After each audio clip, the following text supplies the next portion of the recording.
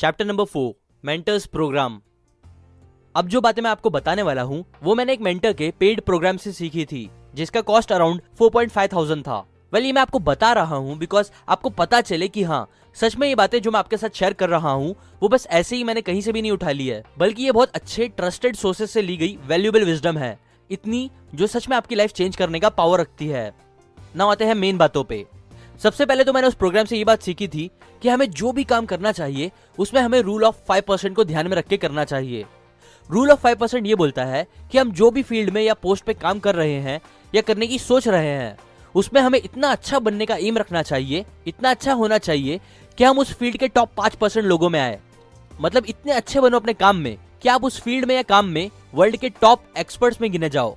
Example, अगर आप एक राइटर हो या राइटर बनने का सोच रहे हो तो आपको उसमें इतना अच्छा होना चाहिए कि आप एटलीस्ट वर्ल्ड के टॉप % राइटर्स में गिने जाओ। अलग वर्ड्स में बोलूं तो इतने अच्छे बनो अपने काम में कि आपको compete करने के लिए बस बहुत कुछ ही लोग हो, पूरी कंट्री में ही नहीं बल्कि पूरी दुनिया में। अब अगर आप ये सोच रहे हो कि मैं ऐसा क्यों बोल रहा हूं, तो मैं बोल रहा हूं क्योंकि हम में से बहुत से लोगों को लगता है, इंक्लूडिंग मुझे, कि हम बहुत सी चीजों में बहुत अच्छे बन सकते हैं और हर चीज करके उसमें आराम से मास्टर बन सकते हैं।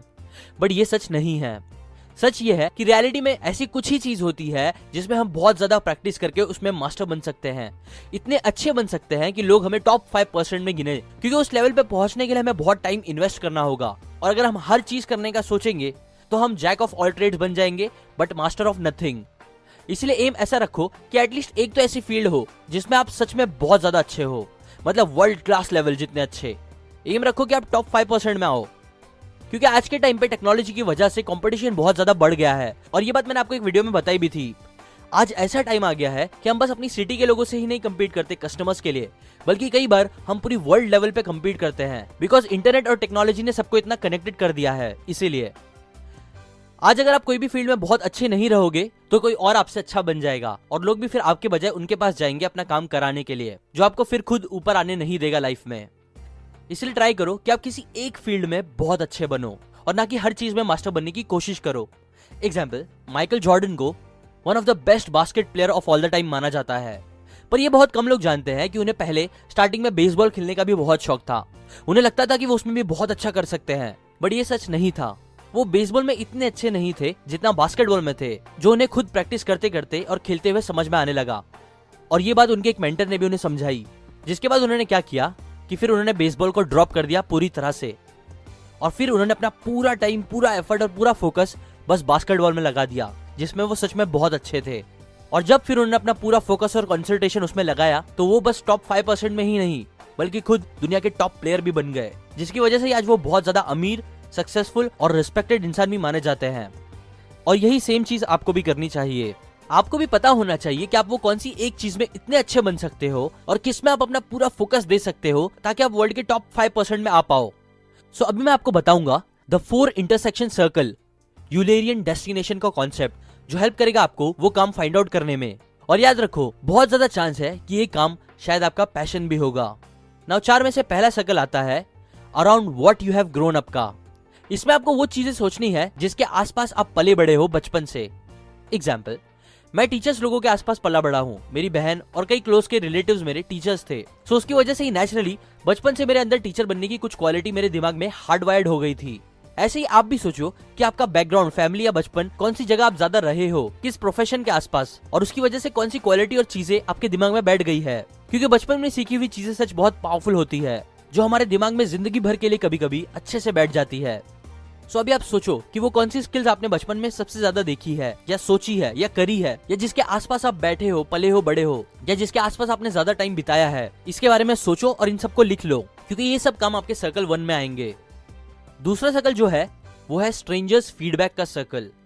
आपने देखा होगा बहुत बार गॉट टैलेंट जैसे रियलिटी शो में एक इंसान आता है जो एकदम खराब परफॉर्मेंस देता है, जो किसी को भी पसंद नहीं आता। जजेस उसे बेइज्जत करके एलिमिनेट कर देते हैं, बट स्टिल वो फिर भी ये समझता ही नहीं कि उसने अच्छा परफॉर्म नहीं किया, बल्कि वो पूरा ब्लेम जजेस पे डाल देता है कि जजेस ही पागल है।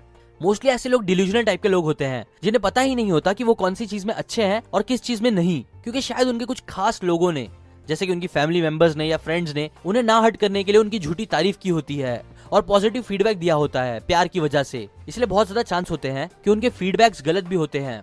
इसीलिए अगर आपको सच में एक ट्रू फीडबैक लेना है तो आप किसी स्ट्रेंजर से लो जो आपको अच्छे से नहीं जानता हो या जो आपसे इमोशनली ज्यादा कनेक्टेड ना हो। ऐसा इंसान जो सच्चा फीडबैक देने से पीछे ना हटे, जो आपको एकदम सच बोले भले से आपको हर्ट भी हो जाए।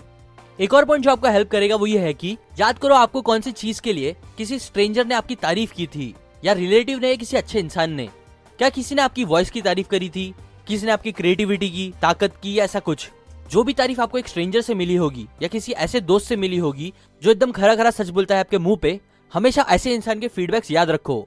बट हाँ, ऐसा भी नहीं है कि आप उन दोस्तों से पूछो जो लिटरली बस आपका मजाक उड़ाते हैं और आपका फायदा नहीं चाहते, बस आपकी खींचते हैं।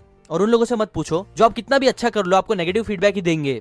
नहीं, बल्कि आपको जेन्युइन सच्चे लोगों से पूछना चाहिए, फीडबैक लेना चाहिए। और फिर ये सब याद करने के बाद आप उस चीज पे काम करो, क्योंकि वो चीज आपका पैशन हो सकती है। और लिख लो उन सारी चीजों को जिसके लिए आपको प्रेजेस और फीडबैक मिले हैं। एग्जाम्पल, मुझे मेरे बहुत से दोस्त और स्ट्रेंजर्स ने भी ये बोला था कि तू हर चीज बहुत ज्यादा अच्छे से समझाने की कोशिश करता है। सो उधर से ही मुझे आइडिया मिल गया था कि मुझे समझाना पसंद है, जिसने फिर मुझे मेरा पैशन फाइंड आउट करने में भी हेल्प करा। तीसरा सर्कल होता है उन कामों का सर्कल जो आप पिछले कई सालों से कर रहे हो। जैसे कि जो लोग जॉब कर रहे होते हैं और वो जॉब में जो काम कर रहे होते हैं वो वाला काम, मतलब उनका प्रोफेशन। जो लोग जॉब नहीं कर रहे होते हैं वो लोग सोचो कि वो कौन सा काम है जिसमें आपने अपना सबसे ज्यादा टाइम लगाया है और जिसमें आप काम करते करते अच्छे बन गए हो।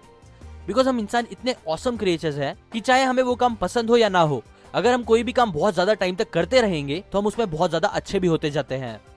अगर आपने मास्टरी बुक पढ़ी होगी जो एक्चुअली बहुत ऑसम बुक है, उस बुक में भी यही बात सिखाई गई है कि अगर आपको किसी भी फील्ड में मास्टर बनना है तो आपको उस काम को 10,000 आवर्स प्रैक्टिस करनी चाहिए, तब जाके आप उस काम में वर्ल्ड लेवल के मास्टर बन पाओगे। और ये पॉइंट से पता चलने वाले काम में आपने ऑलरेडी काफी टाइम और काफी आवर्स लगाए होंगे, इसीलिए उन कामों को करते हुए 10,000 आवर्स को खत्म करना थोड़ा इजी हो जाएगा आपके लिए। इसीलिए लिख लो वो सारे काम जिसमें आपने बहुत ज्यादा टाइम दिया है, बहुत ज्यादा प्रैक्टिस करी है और करा है। और लास्ट फोर्थ सर्कल होता है वो चीजों का जिन चीजों के बारे में आप एफर्टलेसली कई घंटों तक बात कर सकते हो। वो कौन से टॉपिक्स है जिनके ऊपर आप बिना किसी परेशानी के बहुत ज्यादा टाइम तक बात कर सकते हो। ना ही आपको उन टॉपिक्स के बारे में बात करने के लिए ज्यादा सोचना पड़ेगा और ना ही आपको बोर होगा। वो कौन से टॉपिक्स है जिनके बारे में बात करने पे आप एकदम एक्साइटेड हो जाते हो, उन सब टॉपिक्स को लिख लो। अब ये सारे सर्कल्स का इंटरसेक्शन जिन कॉमन कामों में मिल रहा होगा वो बहुत ज्यादा चांस है कि वो काम है जिसमें आप टॉप 5% लोगों में आ सकते हो। आइडियली आपको चारों सर्कल में से कोई एक चीज सेम मिलनी चाहिए। अगर चारों में नहीं आ रहे तो 3 सर्कल में देखो कौन सा काम कॉमन आ रहा है और 2 ऐसे ही नीचे आते जाओ नंबर्स में। ऐसे ही जो भी काम मैक्सिमम सर्कल्स में होगा वो बहुत ज्यादा चांस है कि आप उसके अंदर मास्टरी अचीव कर सकते हो और वो आपका पैशन भी हो सकता है। इसलिए जब आप एक्सपेरिमेंट करना स्टार्ट करो तब आप उन्हीं कामों से ट्राई करो जो मैक्सिमम सर्कल्स में है। इस चैप्टर के लिए इतना ही। सो अभी आप इस वीडियो की बातों को थोड़ा टाइम देके एब्जॉर्व करो आज के लिए और लिख के देखो सारे कामों को, और फिर नेक्स्ट वीडियो पे जाओ दूसरे दिन। Now finally, thanks for watching.